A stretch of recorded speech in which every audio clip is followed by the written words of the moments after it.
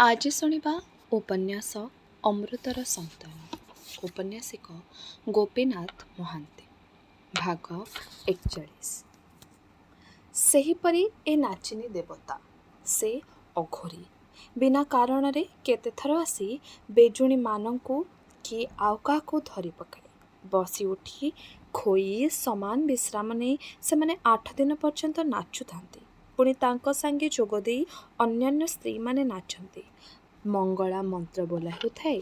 आंठुए उंच छामुड़िया उपरे कुकुड़ा डिंब थुआ हुए डिसारी पूजा करे।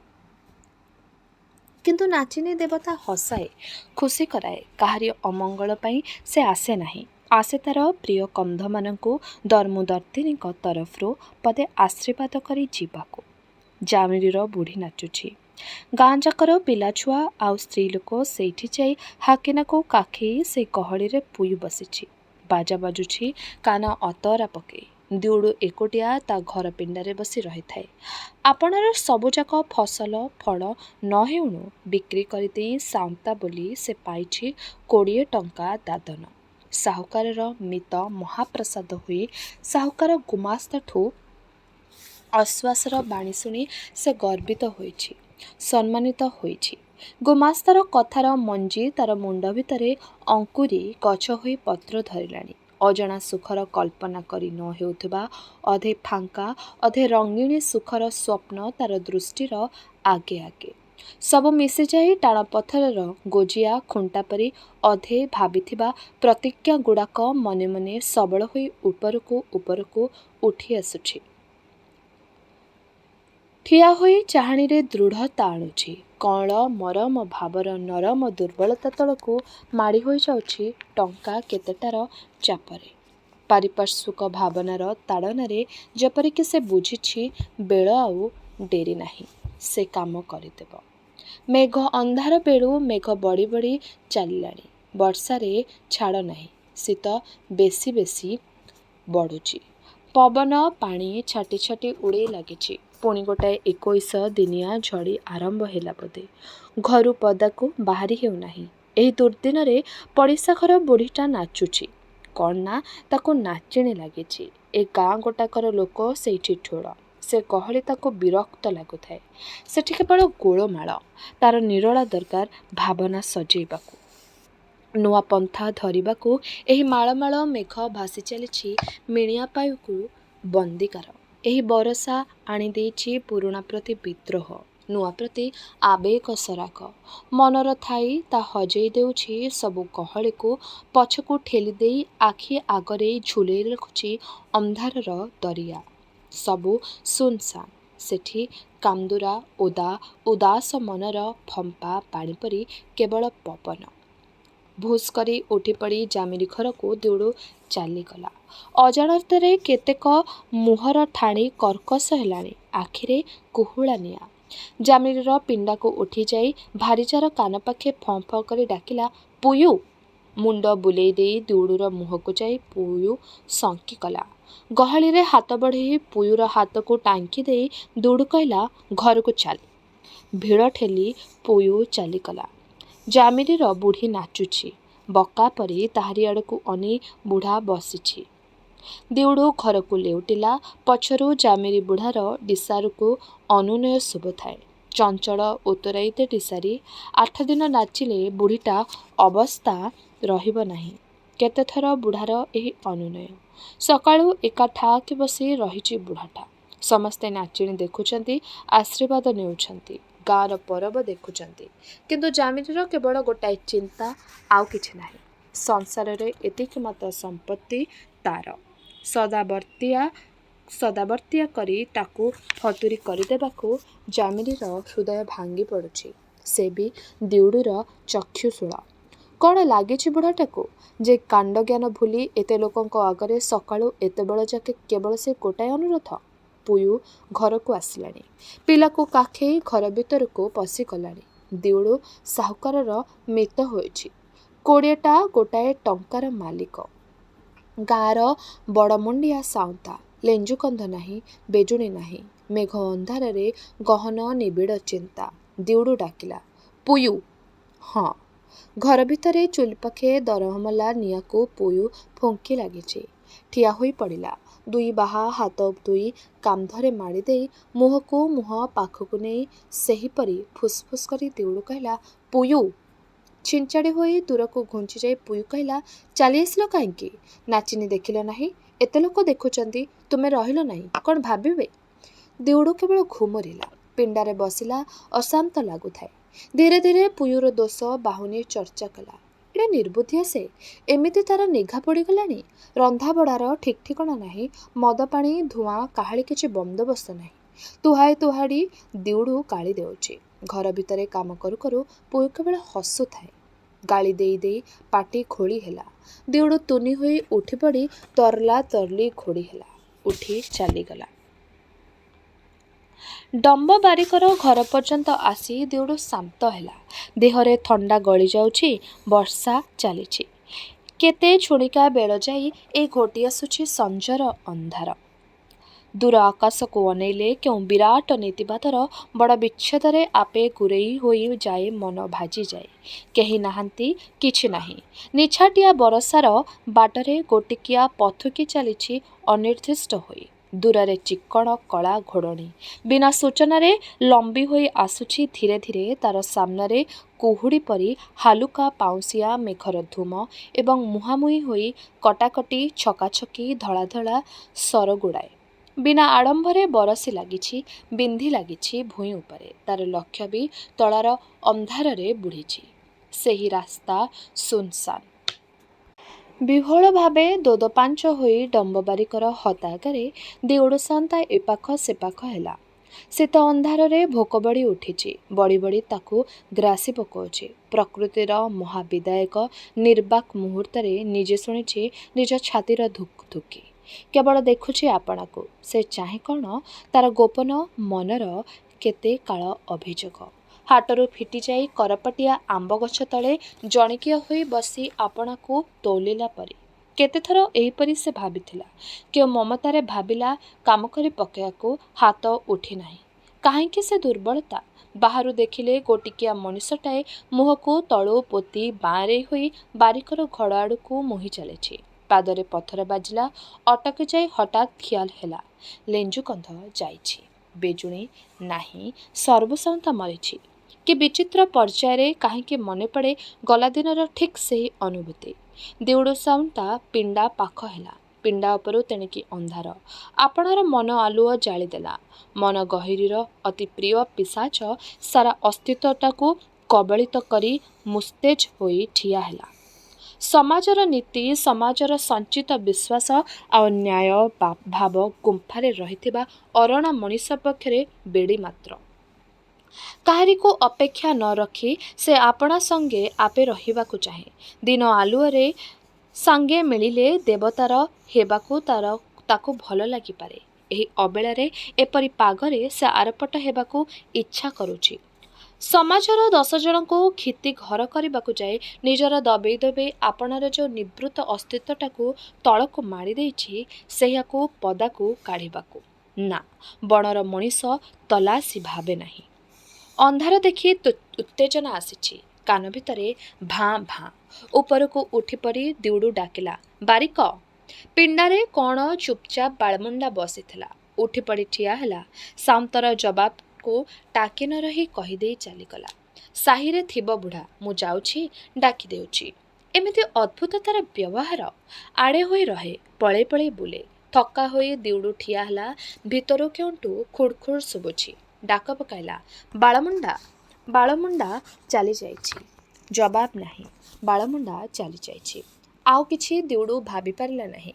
ततला मुंडरे से अंधार घर भितरकू पशिगला। अंधारे किछि दिसु नाही।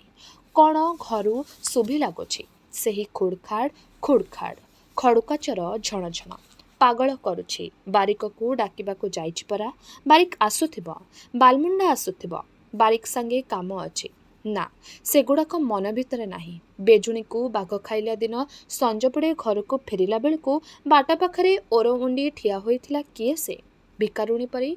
से सबु मने नाही, किछि मने पड़ू नाही। केवल अंधार आउ से अंधारर आत्मा। କେଉଁ ପାଖେ ତାର ଅସ୍ତିତ୍ୱ? ବାରମ୍ବାର ଝୁଣ୍ଟୁଛି, ହାଣ୍ଡି ଓଲଟୁଛି, ଓହଳିଥିଲା ଜିନିଷ ମୁଣ୍ଡରେ ବାଜୁଛି। କାଳିଆ ଝୋଲାର କାଦୁଅ ଭିତରେ ବଣ ବାହାରିଆ ପରି ସଁ ସଁ ହୋଇ ସେ ଅଣ୍ଡାଳି ହେଉଛି। ସେ ଖୋଜାର ଅନ୍ତ ନାହିଁ।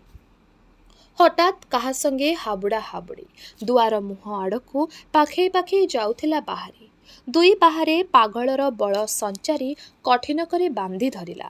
ସବୁ ବପୁ ଏକାଠି କରି ନଇଁ ଯାଉଛି ଚେପା ହୋଇ ଆପଣା ଦେହରେ ମିଶି ଯାଉଛି ଉଷୁମ ମାଂସ, ନରମ ମାଂସ। ଆଉ କେତେ ଚାପ ଦେଲେ ତାର ମଞ୍ଜ ଭାଙ୍ଗିବ? କାହିଁକି ତାର ସ୍ଥୂଳ ବାସ୍ତବ ପୃଥକ୍ ଅସ୍ତିତ୍ୱ ରହିଥିବ? ତାର ସତ୍ତା ଲୋପ ହେଉ, ଖାଦ୍ୟ ସେ ଦେହରେ ମିଶିଯାଉ। ବଣ ଗୟଳର ତତଲା ନିଶ୍ୱାସ ଫୁଙ୍କି ଫୁଙ୍କି ବାଘର ମୁଠାରେ ମୁଠେଇ ଧରି ଦିଉଡୁ ଭିଡ଼ି ଲାଗିଲା। ହେତୁ ନାହିଁ, ଜ୍ଞାନ ନାହିଁ। ହଠାତ୍ ସେହିପରି ଆର ମୁହୂର୍ତ୍ତରେ ବନ୍ଧନ ଶୀତଳ ହୋଇ ତୁଟିଗଲା କିପରି? ଆପଣାକୁ ହୁଗୁଳେଇ ନେଇ ଆବଦ୍ଧ ଜନ୍ତୁ ଫିଟି ପଳାଇଲା ପଦାକୁ। ମୁହୂର୍ତ୍ତର ଜୁଆରଭଟ୍ଟା ଦୂରରୁ ତିରସ୍କାର କରି ସ୍ୱପ୍ନ ଭଙ୍ଗେଇ ଦେଲା। ସାଉଁତା! କେଉଁ ଦୂରର ସେଉଁ ଭଙ୍ଗା ଲହଡ଼ି ଚୂନା ଫେଣ କାହାର? ସାଉଁତା! କେତେ ଦୂରରେ ସେ ଡାକ। ଦିଉଡୁ ସାଉଁତା ପଦାକୁ ଆସିଲା। ମନର ପିଶାଚ ଆଶା ଛାଡ଼ି ନାହିଁ। ବାହାରେ କେତେ ଅନ୍ଧାର ବଢ଼ିଲାଣି। ନିଛାଟିଆ ଘର, ଆଉ କେହି ନାହିଁ। ଗଳ ଗଳ ଗାଳି ଲାଗିଛି ମେଘ। ଆସ୍ତେ ଆସ୍ତେ ହାତ ବଢ଼େଇ ଦିଉଡୁ ଆଗେଇଲା। ସୁନାଦେଇ ଠିଆ ହୋଇଥାଏ। ଚଞ୍ଚଳ ଓଲଟି ପଡ଼ି ଘୁଞ୍ଚି ଯାଇ ଭୀତ କରୁଣ ଗଳାରେ କ'ଣ ଏତେଗୁଡ଼ାଏ କହି ପକାଇଲା। ଏଁ ଏଁ କୁଆଡ଼େ ଆସିଛ ସାଉଁତା? ଏମିତି କାହିଁକି ହେଉଛ? କ'ଣ ହେଇ ସେ ସୋନାଦେଇଟି। ଦିଉଡୁ ଥଣ୍ଡା ପଡ଼ିଗଲା। କହିଲା, ସୋନାଦେଇ? ଜବାବ ନାହିଁ। ସୋନାଦେଇ? ଧୀରେ କଅଁଳେଇ ଡାକିଲା ଆଉ ଥରେ। ଦି ପାହୁଣ୍ଡ ଚାଲିଲା। ସୋନାଦେଇ ପିଲାଙ୍କ ପରି ଚିର୍ଚିରେଇ ଉଠି ମେଘକୁ ଡେଇଁ ପଡ଼ିଲା। ପାଣିରେ ତିନ୍ତି ତିନ୍ତି ତଳେ ଠିଆ ହୋଇ କହିଲା, ମତେ ଡର ମାଡ଼ୁଛି। କୁଆଡ଼େ ଗଲେ ସବୁ? ଓଳି ତଳେ ଛିଡ଼ା ହୋଇ ସବୁଯାକ ଜୋର ସ୍ୱରରେ ଅଜାଡ଼ି ଦେଇ ଶଙ୍ଖ ଫୁଙ୍କିଲା ପରି ରଡ଼ି ଛାଡ଼ିଲା, ହେ ବାବା! ହେ ବାବା! ନିଶା ଭାଙ୍ଗି ଯାଉଛି। ଦିଉଡୁ ଡାକିଲା, ତିନ୍ତୁଛୁ କାହିଁକି? ଆ ଉପରକୁ ଆ। ସେ କଥାକୁ ନ କାନେଇ ଶ୍ୱଶୁର ଉଦ୍ଦେଶ୍ୟରେ ସୋନାଦେଇ ପୁଣି ରଡ଼ି ଛାଡ଼ିଲା, ହେ ବାବା! ମୁଣ୍ଡ ଥଣ୍ଡା ପଡ଼ି ଯାଇଛି। ଛାତି ଭିତରର ଧୁଡ଼ୁମୁସ୍ ପିଟା ଶବ୍ଦ କ୍ଷୀଣ ହୋଇ ଯାଉଛି ବଳେ ବଳେ। ଆଉ ତାକୁ ଅନୁରୋଧ କରି ଉପରକୁ ଡାକିବା ଭଳି ମନର ଅବସ୍ଥା ନାହିଁ। ଦି ହାତରେ ମୁହଁକୁ ଲଦି ଦେଇ ଥକ୍କା ହୋଇ ଦିଉଡୁ ବସିଥାଏ, ଦବି ଯାଇଥାଏ। ଆଶ୍ଚର୍ଯ୍ୟ ହୋଇ ଭାବୁଥାଏ, ଏ କ'ଣ ହେଲା? କାହିଁକି ସୋନାଦେଇ ଏପରି ହେଉଛି? କି ବିଚିତ୍ର ସ୍ତ୍ରୀଲୋକର ଚରିତ୍ର! ଆପଣାମାନଙ୍କୁ କଳି କଲା ଦିନଗୁଡ଼ାକର ଘଟଣା ସ୍ମରଣ କରି କରି। ଦିଉଡୁ ଭାବୁଥାଏ, କ'ଣ ସେ କଲାରୁ ସୋନାଦେଇ ବି ଫିଟି ଚାଲିଗଲା? କେଉଁ ଘଟଣାରୁ ଏତେ ଅଡ଼ୁଆ ଘଟିଗଲା? ଭାବି ଲାଗିଲା, ନା, ସେ ନିଜେ ଉପରେ ପଡ଼ି କେବେ ସୋନାଦେଇକୁ ନିମନ୍ତ୍ରଣ କରେ ନାହିଁ। ସୋନାଦେଇ ବଳେ ବଳେ ଆଉଜିଥିଲା। ବଳେ ବଳେ କ'ଣ, ପୁଣି ବିଚାରୀ ଆଜି ପର ହୋଇଗଲା। ତାର କନ୍ଧ ଧାରଣାରେ ସ୍ତ୍ରୀଲୋକ ଉପରେ କାହାରି ବଳ ଖଟେ ନାହିଁ। ସ୍ତ୍ରୀଲୋକ ତାହାକୁ ଛାଁ ତାର ମନ। ହଁ କି ନା? ସୋନାଦେଇ ଆଶ୍ରୟ ଖୋଜୁଥିଲା। ଆଜି ତାର ଆଶ୍ରୟ ଲୋଡ଼ା ନାହିଁ। ଅନ୍ଧାରରେ ଆପଣା ଓଳି ତଳେ ତିନ୍ତି ତିନ୍ତି ଠିଆ ହେବାକୁ ତାକୁ ଭଲ ଲାଗୁଛି। କାହିଁକି? କ'ଣ ହେଲା? ଭାବି ଭାବି ଧନ୍ଦି ହେଉ ହେଉ ତୁହାଇ ତୁହାଇ ସୋନାଦେଇର ଦୂରକୁ ଡାକ ତାର ଚିନ୍ତାର ଖିଅ ଅଡ଼ୁଆ କରିଦିଏ। ବାବା! ବାବା! ହେ ବାବା! ଶୀତଳ ବୋଲିରେ ଦିଉଡୁ ସାଉଁତା ଅଭିମାନ କରି କହିଲା, କାହିଁକି ତିନ୍ତି ମରୁଛୁ ସୋନାଦେଇ? କେହି ତ ଆଇଲେ ନାହିଁ। ତୁ ଥା, ମୁଁ ଯାଉଛି। ଉଠି ପଡ଼ିଲା। ଶୁଣୁଛୁ, ମୁଁ ଯାଉଛି। ବାରିକ ଆସିଲେ କହିଦେବୁ ପଛେ। ସୋନାଦେଇ ଶୁଣିଲା ନାହିଁ। ଆହୁରି ଦୂରକୁ ଚାଲିଯାଇ କେମିତି ଡାକିଦେଲା। ଜାଣି ଜାଣି ବି ଆହୁରି ଟିକିଏ ବୁଢ଼ିଆଣୀ ଜାଲ ତାର ଗୋଡ଼ରେ ଛନ୍ଦି ହୋଇ ଦିଉଡୁ ଠିଆ ହୋଇଛି। ଚାଲିଯିବାକୁ ସୁଦ୍ଧା ସୋନାଦେଇର ଅନୁମତି ଚାହେଁ।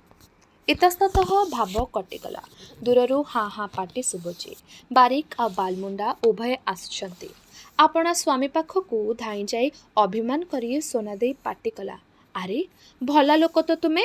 ଆଲୁଅ ଜାଳିଲ ନାହିଁ, ବସିବାକୁ ଜାଗା ଦେଲ ନାହିଁ, ସାଉଁତାକୁ ଅନ୍ଧାରରେ ପଦା ଠିଆ କରି ରଖିଯାଇଛ ଯେ ଯାଇଛ ଯେ ଡାକି ଡାକି ଶୁଣୁନାହଁ।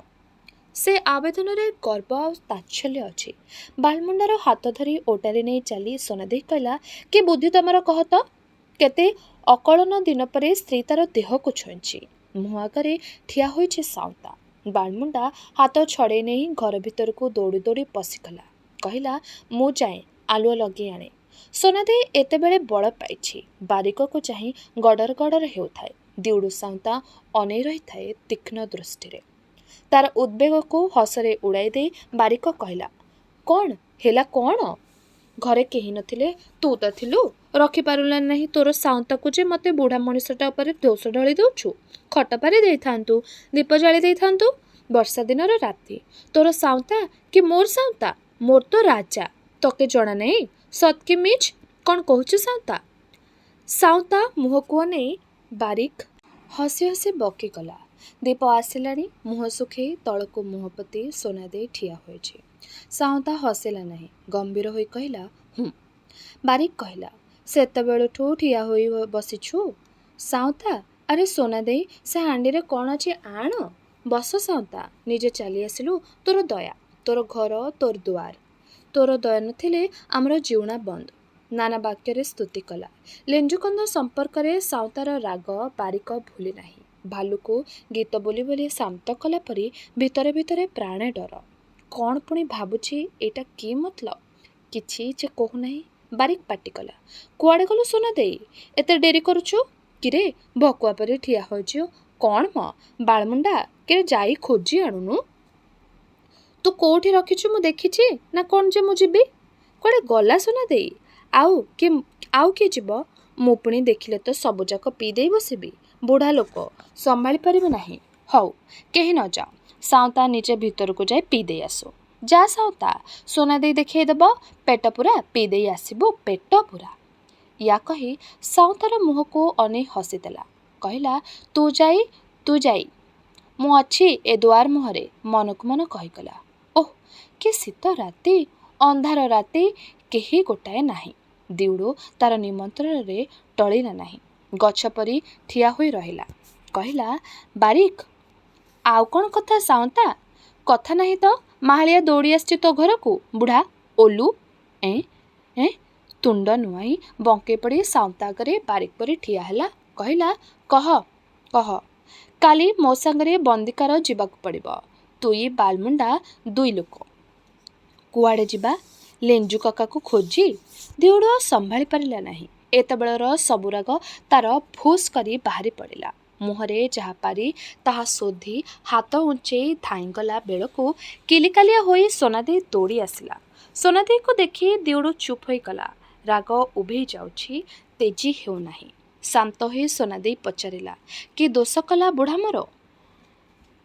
କାହିଁକି ତମେ ତାକୁ ମାରି ଗୋଡ଼େଇଛ? ବାରିକ କାନ୍ଧରେ ହାତ ପକାଇ ସୋନାଦେଇ ତାକୁ ଧୀରେ ବସେଇ ଦେଲା। ବାରିକ ବୁଢ଼ା ଥରୁଥାଏ। ବସ, ସୋନାଦେଇ କହିଲା। ମାଲୋ, ବୁଢ଼ା ଲୋକ କେଡ଼େ ଘାଏଙ୍ଗ ଧରୁଛି। ଏମିତି ଏ ଗାଁରେ ପଡ଼ି ରହିଥିଲେ ଦିନେ ମାଡ଼ ଖାଇ ମରିଯିବୁ ବାବା।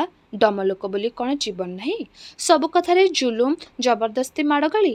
ମା ଲୋ, କ'ଣ କହିଦେଲୁ ବାବା? କି ଦୋଷ କଲୁ ବୁଢ଼ା ଲୋକ?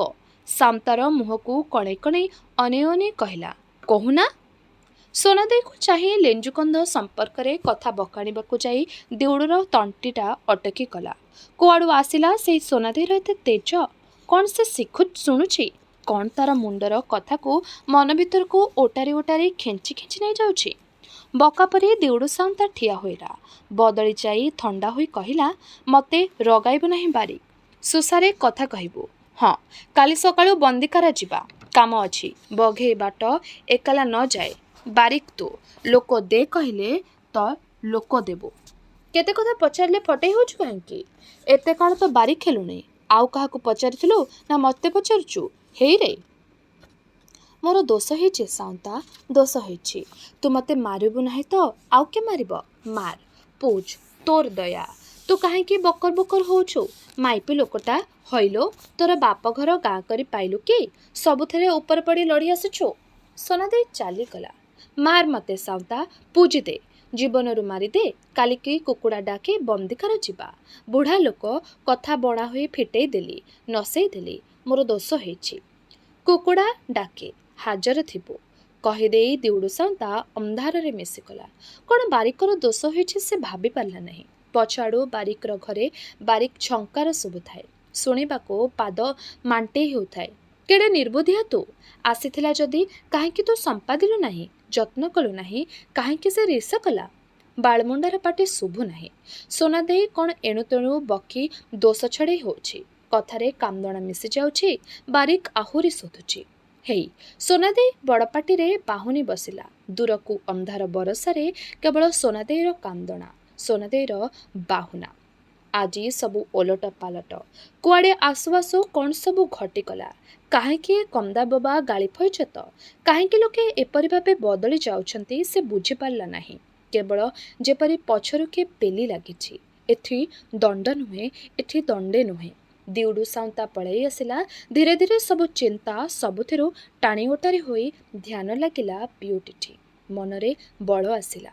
ଅନ୍ଧାର ବରସାରେ ପରର ଚିନ୍ତାରେ ମନକୁ ଉସୁମେଇ ଉସୁମେଇ ସେ ଘରକୁ ଫେରିଲା। ନିଆଁ ଜାଳି ପୁୟୁ ବସି ରହିଛି। ପୁୟୁର ପୁଅ ଶୋଇନାହିଁ। କାବା ହେଲା ପରି ହାକିନା ବାପର ମୁହଁକୁ ଚାହିଁଲା। ପୁୟୁ ହସିଲା, କହିଲା, ଯିବାକୁ ହେଉଛି, ନବ ଟିକିଏ?